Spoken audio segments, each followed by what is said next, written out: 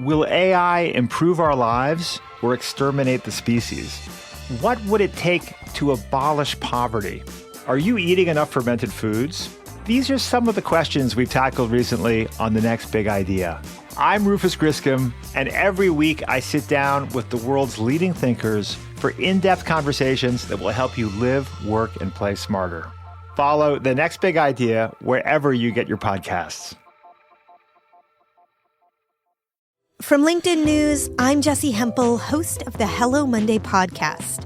Start your week with the Hello Monday podcast. We'll navigate career pivots. We'll learn where happiness fits in. Listen to Hello Monday with me, Jessie Hempel, on the LinkedIn Podcast Network or wherever you get your podcasts. Hey, I'm Kwame Christian, and you are about to step into the world of Negotiate Anything, the #1 negotiation podcast in the world where we teach you how to make difficult conversations easier while getting more of what you want in the process. Each episode is packed with practical tips and strategies from the experts. We delve into negotiation, conflict resolution, and leadership skills that are crucial in both business and in life. Whether you're closing a deal, managing a team, or navigating personal relationships, Negotiate Anything provides you with the tools you need to succeed. Our conversations are real, relatable, and most importantly, rooted in practicality. So if you're ready to transform your conversations and elevate your negotiation skills, join me on Negotiate Anything. Subscribe and listen on Apple Podcasts, Spotify, or wherever you love to listen. Let's make every conversation a winning negotiation. Hey everyone, it's Kwame Christian, host of Negotiate Anything, asking you to please do not skip forward because this is not a commercial. Okay, I've got something for you.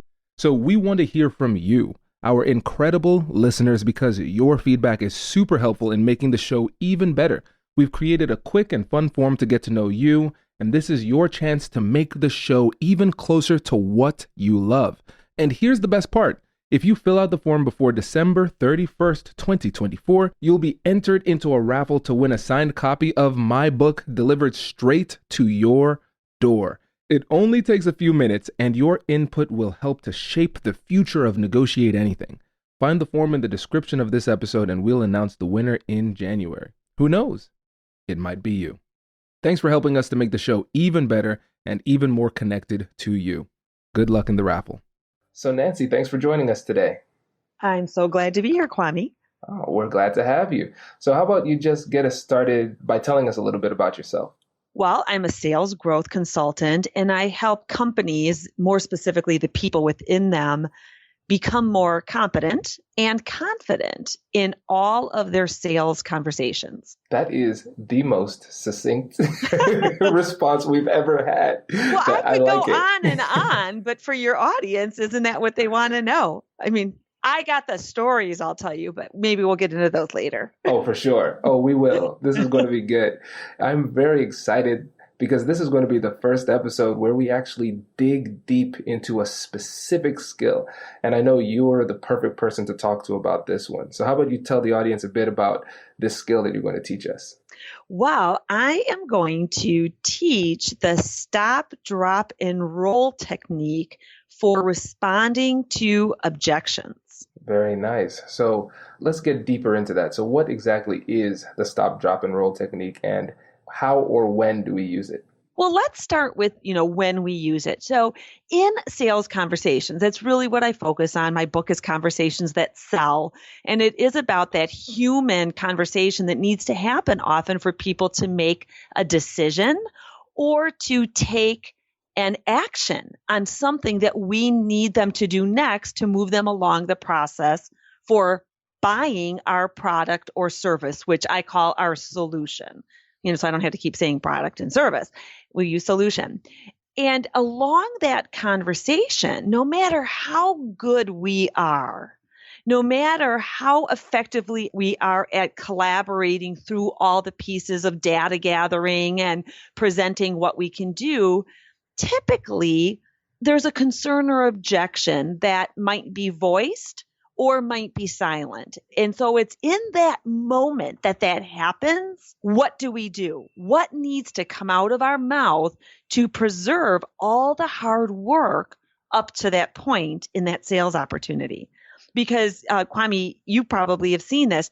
A lot of people blow it right at that moment. That's absolutely true. A few Right. times, myself included.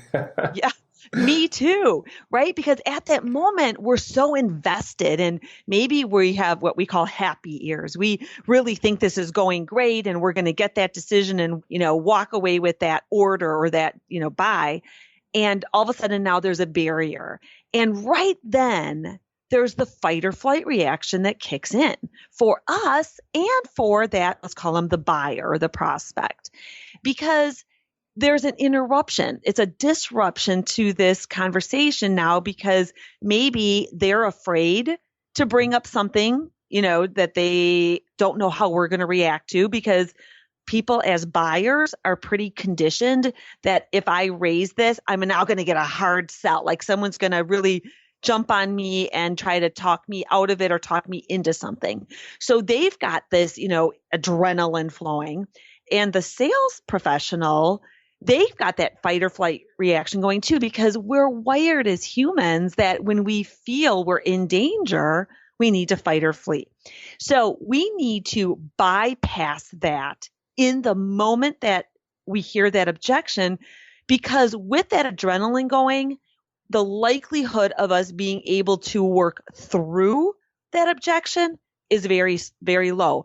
And I think that's one of the keys. This is about working through the objection with another person. It is not about handling objections. It is not about overcoming objections, because nobody wants to be handled or overcome, in my view. Now, as a lawyer, you might, have a different approach to that. That is funny. But most people don't, right?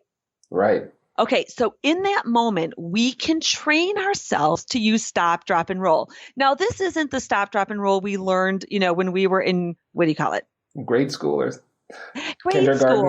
kindergarten. Yeah, way back when, where we're rolling on the floor. This is mental and verbal rolling. So the first thing we do is we hear an objection and we have to just stop.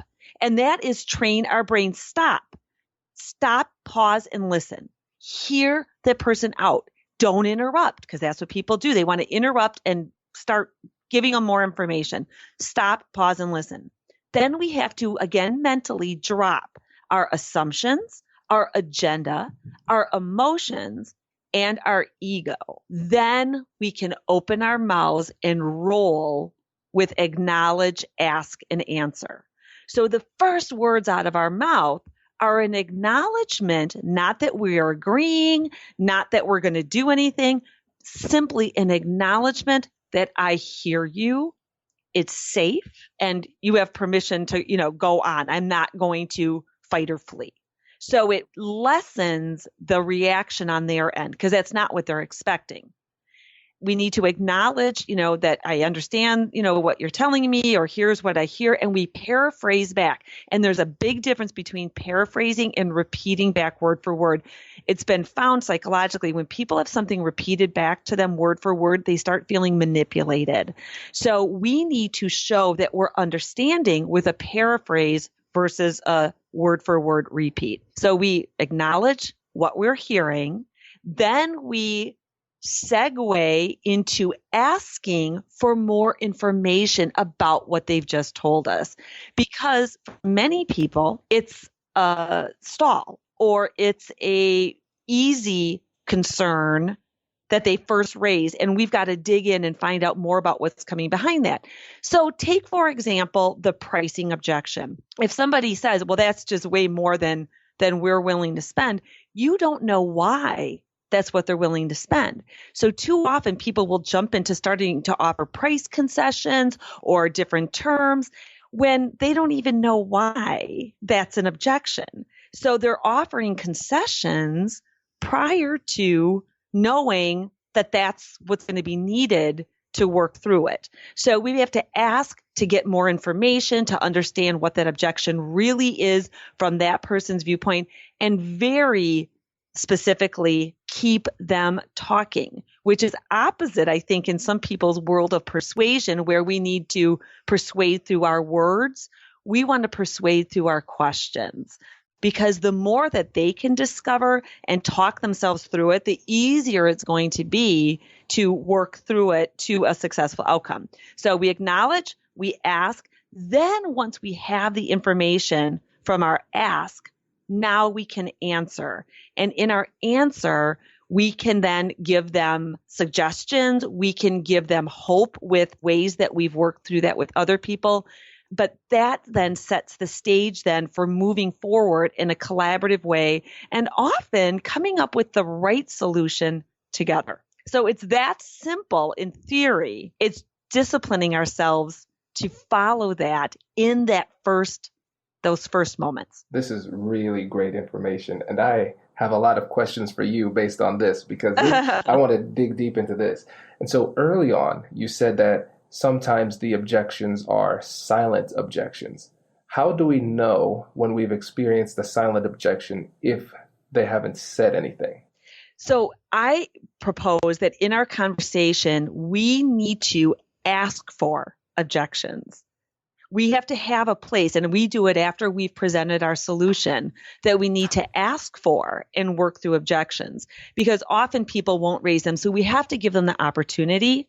Typically around this point, Kwame, this is when people might have some questions about what, we've just laid out for you. So we're not saying, what's your objection to this? We're giving them an opportunity to ask questions, which often then can come out as a concern or an objection. So we give them that opportunity too. And then, of course, you have to watch their body language. When people start becoming disengaged, or you can tell that they're not focused, or they're fidgeting, or they're, when you're with more than one person, they're like looking at each other. That's a great opportunity to say, I'm sensing that you might have a question about what we're discussing. Feel free. We have to leave that door open or make that door open for them. This is really interesting. And I really like this technique because, like you said earlier, it runs counter to what most people think would be the typical sales approach, because you are essentially ceding a little bit of control to the other side in order to give them the feeling of comfort and security and trust to share their objections or concerns with you. It differentiates you so much from everybody else that they're probably talking to. Right? Because you're continuing in our whole philosophy in any sales conversation is the more that you make it about them, the more attached they are to the conversation and to the process, and the more comfortable they are in making a decision. Right. Now, for our listeners out there who are not in the classic sales role where they're giving pitches per se, how can they use that in interpersonal situations at work or even at home? This applies everywhere. Now, the one caveat is it doesn't work great with teenagers or toddlers. But, in most situations, when somebody is like, for example, say that you're planning on where you're going for dinner tonight, right? And you want to go out for Italian and your wife wants Chinese. But she's not saying, she's just saying, I don't know. I'm not really in the mood for Italian. I'm not sure, and that's when you can say, well, tell me more about what you're, hungry for tonight. And because she's got an objection to Italian, and she'll say, well, Italian, we always go to, Tony's, and, I just am not, I don't like his chairs. They're uncomfortable, whatever the reason is. And right then you can just say, oh, you know what? I guess I never thought about Tony's chairs being uncomfortable. I'm glad that you shared that. Tell me more about the type of atmosphere, you'd like to go to where I can also get Italian food, and now you've given her permission to give you more information about where she's coming from. And then you can go from there. I like it. I'm really excited about this because now I know how to handle that conversation better when it comes up. And I really like the way that you ask that question too, because you used an open-ended statement. Tell me more about blank. And I think that's an underutilized way of asking a question because it doesn't end in a question mark. But asking questions in that way makes people feel more comfortable because it seems less accusatory. Because Kwame, when he's hangry, for our international listeners, hangry is hungry plus angry. When I'm hangry, my questions might come off like, what is wrong with Tony's? Yeah. Which or would elicit why? Exactly why.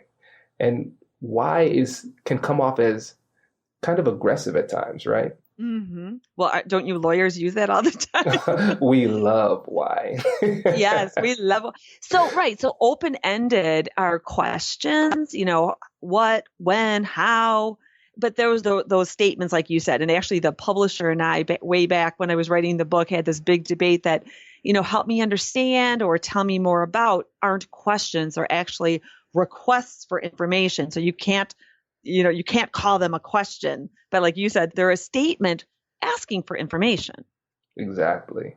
Yeah. And what's interesting too, and I think this is what can be a challenge to some people that are new to this, is that our goal is to find out why, but the best way to ask the question that leads us to why doesn't start with why.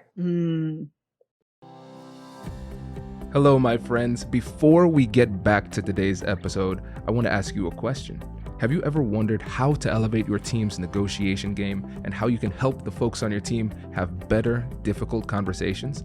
At the American Negotiation Institute, we offer transformative keynotes and workshops tailored to empower professionals with top-tier negotiation and conflict resolution skills. Whether it's a keynote for your next event or hands-on training for your team, we've got you covered. Don't just negotiate. Master the art with the American Negotiation Institute. Click the link in the description to find out more. Elevate, negotiate, and succeed.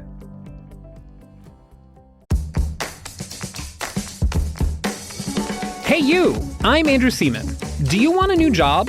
Or do you want to move forward in your career? Well, you should listen to my weekly show called Get Hired with Andrew Seaman. We talk about it all, and it's waiting for you, yes you, wherever you get your podcasts. Brace the rudders! Brace the sails! Raise the sails!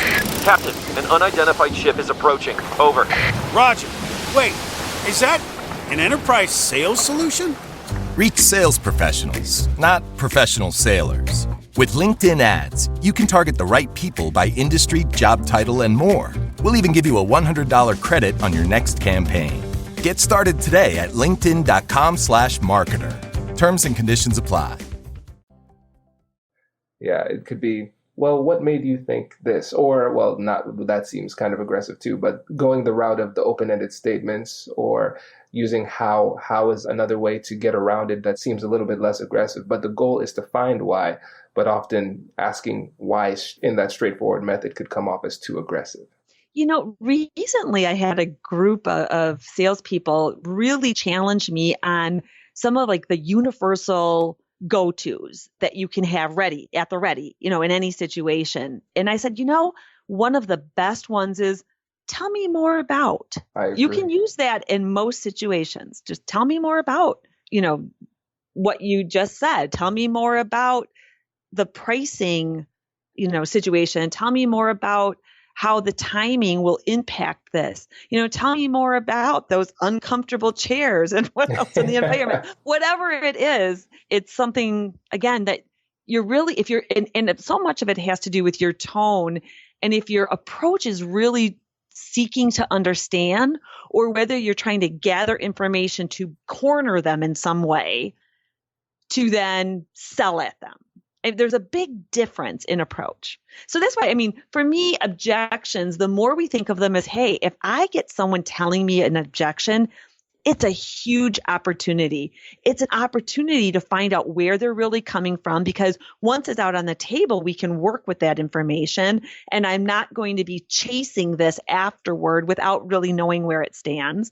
It's an opportunity often to uncover additional ways that they might need your help. Because depending on who you're selling to in a business-to-business situation, often the objections are about now what that person might need to do internally to get something through. And so you might find out about other decision makers that didn't, come out earlier. You might find out more about the process that they're going to take to make that decision. You don't know what you can uncover unless you take that approach that I need to learn more, because the biggest trap, and I listen to recorded sales calls for some clients, to give them feedback and, through our training and such. in this situation, as much as people say, well, I don't really answer, I do this. This is what I do. I want more information. And then you know what? In real time, they jump right to answer. A person says something that they're concerned about or that they object to, and right away that person tries to set the record straight on why they're wrong or gives those concessions immediately. And both of those either, damage your profitability and the viability of that sale going forward, or, shuts it down right then. Exactly. And when you make the mistake of trying to answer without fully understanding the situation, you end up solving problems that might not even exist. And so to the point you made before, they might just start making monetary concessions when that really isn't the issue, thus hurting their margins. Exactly. So let's get into the most fun part of this conversation, the part that I have been waiting for this whole time. And this is going to be our role play activity. And so this is the first time ever on the podcast that we're going to do a role-playing activity, because people would say, hey, Kwame, this information is great, but what happens if the other side doesn't play nice? What happens if I run into objections? Those type of things. So you gave a really great example using the interpersonal situation of where stop, drop, and roll could work successfully. But maybe we can move into a sales example, and I can be the prospect and you could be the salesperson, and we'll see how it works if somebody's being a little bit difficult. I just have to give this caveat. When I agreed to this, I didn't really think it through that you're a lawyer and that this could be like the most challenging thing ever. But no, I'm good. What's the situation? Okay. So let's say you are selling, let's just go with widgets as the classic non-existent thing. And so I'm a corporation. I want to buy your widgets wholesale so I could retail them. Okay, so let me just say this. You are a person, not a corporation. So what's your role? Very nice. And that is an expert level question. So I would be, let's say I'm in procurement. Okay. So procurement people are trained to like make salespeople sweat. Yes. Oh, so okay, I picked the perfect person. But I think that that's an important thing to think about when you're thinking about objections or when you're getting ready for them, is that too often we forget that we're talking with a person, right? We're not talking with a corporation. In that moment, it's a person that we're speaking with. That is a brilliant point. That is quotable. That is quotable for sure. I like that. Yeah. That's really good. It reminds me of I think I heard it this morning in a book I was reading. They said sometimes we are so focused on being a high-level professional that we become low-level humans. Oh. Yeah. So that's profound. Yeah. So the timing is perfect. I like that. Okay. Perfect. So all right. So and then we have to set the stage a little bit more. So this is not like a cold call to you, right? We've already had a discussion. I've already explained to you maybe what we can do and how we can provide the widgets. And now you got your objection. Yep. All right. So let me go this way. Okay. So Kwame, as we've discussed, we're going to be able to provide you this pallet full of widgets every month as you need for $1,200 a pallet. $1,200? Yes, it's $1,200. I sense some hesitation, in that. Tell me more about your thoughts. Yeah. Here at Kwame Corp, we value providing our loyal customers with the highest value products at the lowest price. And so with $1,200, it's just going to be difficult for us to provide that value while still claiming the margin that we would like to have. All right. Well, providing value is such a different connotation to different people. And so I understand that, providing that value to your members is why you're in business as a wholesaler. So tell me more about that providing value and the margins that you look for, et cetera. So we want to keep between, let's say, I don't want to give too much proprietary information in this call, but let's just say we want to keep between 15 to 30% margins on our products. But the thing is, we want to make sure that we are only going with industry leaders with the products that we provide for our customers. Okay. So you're looking for the best quality, as you said, the industry leaders, and maintaining that 15 to 30% profit margin on what you're providing. Right. Okay.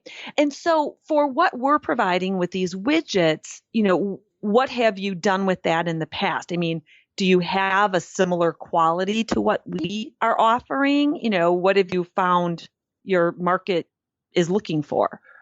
We've had some situations in the past with our widgets where we were concerned about the quality. And ever since that incident, I don't want to name any names or anything like that, but after that incident, our CEO has been just a stickler on the quality of these widgets. So I know for me, there's a lot of internal pressure to make sure I'm making the right decision, because the CFO is going to get on me if the numbers aren't right, but then the CEO is going to get on me if the quality isn't right. So really, I guess my job is to keep the CEO happy first. So quality is the biggest concern. So we're shopping around trying to figure out who is the best in the industry first. So from what you have been shopping and the quality that you've seen from our widgets, I know you've really dug into all of the specs and such. How does ours stack up to what else you're looking at? I know I'm trying to say this without giving away the name of the competitors that I'm talking to, but I would say you are number one or number two. Okay. Well, that's encouraging. That's encouraging. And so, if we are the top quality or even number two in this situation, what value is that, for your members? How do you place a value on what they're going to be willing to spend? It's a difficult question for this fictional scenario. So what I would say is really let me put it this way. My customer is the CEO, and whoever can prove to me that they have the highest quality and focuses more on the quality, that's really what would sell me. Okay.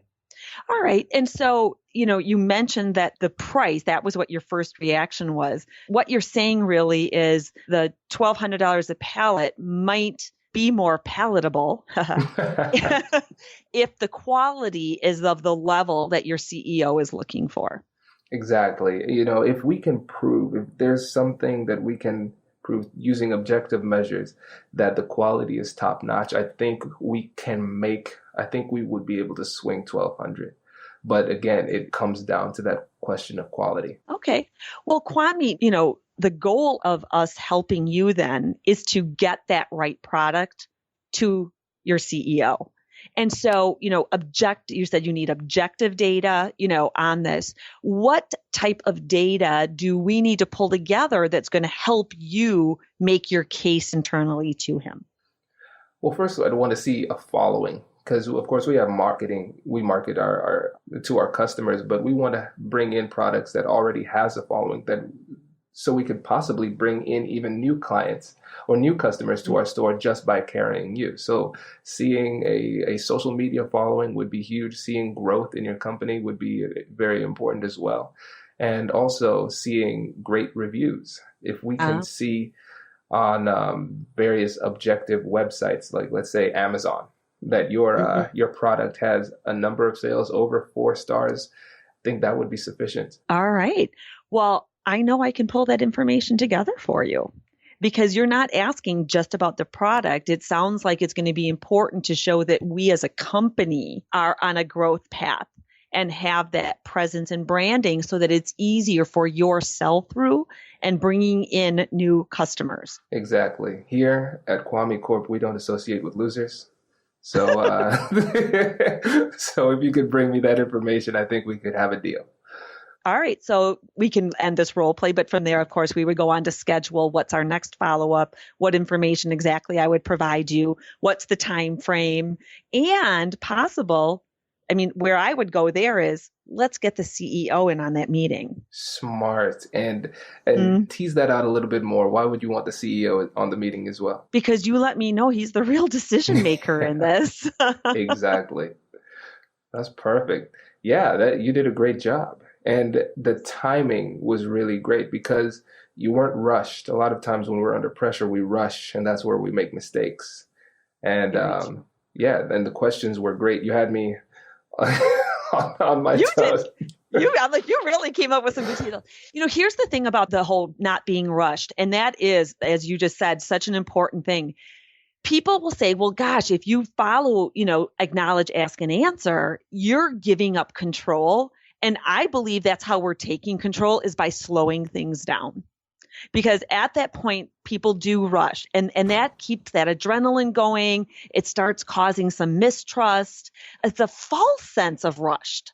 It's slow things down and take control, again, through your questions, not through what you're telling. You need the right information to share, but you've got to, I say, earn the right to share that information again once you have them engaged back into a conversation. Because it felt like a conversation to me after the first question or two versus a negotiation of some sort. Right. And what's interesting, because I was trying to be Tommy Tough guy here. And so you saw my first response was like, what, five words?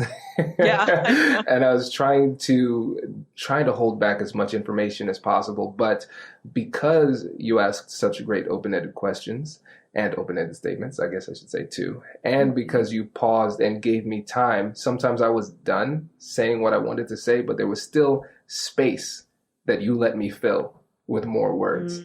And it came off first, obviously, as an objection to price. And I think that's, in certain situations, there are some default objections we go to. And so as an expert in this field, you realize that most likely wasn't the only issue. And so you kept asking questions and found that it was quality. Yeah, and very different from price. Very different than, well, I can cut it to $950 a pallet. Would that work? Exactly. Yeah. Very nice. That was fun. Yeah, that was a lot of fun. I was afraid I was running out of imagination toward the end, but we got through it. So before you go, I want you to share or lay down a challenge to our audience. What is one thing that you think they can do in the next week to be more persuasive? I think it's take the time to prepare. Think about the most common objections you hear. There's typically 2 or 3 of them that you hear most often.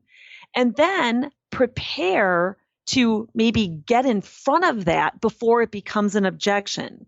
So if you're always hearing an objection about delivery schedule, for example, what's the reality to those objections, and how can you position the information around that earlier to eliminate that objection before it comes? So, the practical thing is really about preparation. Most common objections, when do you hear them? How might you prevent them before they happen? If you hear them, what are those first couple of questions or open statements that you should be prepared to ask to get them telling you more? And prepare those out so that, in the moment, I've watched this happen. I've heard this happen on recorded calls. In the moment then, when that objection comes up, you can just hear the rep just kind of smile like, I got this. Like, I know exactly what to do right now. I'm not surprised. I'm not whatever. And they can just kind of like just settle back again and really take control without it feeling like they're overcoming or handling that person. Right. This is beautiful. This is really great. Congratulations! You've just joined an elite club. By listening to a full episode, you're now officially on the Negotiate Anything team. So welcome aboard. What most team members do is they subscribe to the podcast because that allows them to automatically get the latest episodes of the show. The best things in life lie on the other side of difficult conversations. Keep learning, keep practicing, and keep getting better. Your relationships will improve, your career will soar, and you'll have the confidence you need to get the most out of these crucial conversations. Again, thank you for joining the team. We're excited to have you, and I will see you in the next episode. I'll catch you later.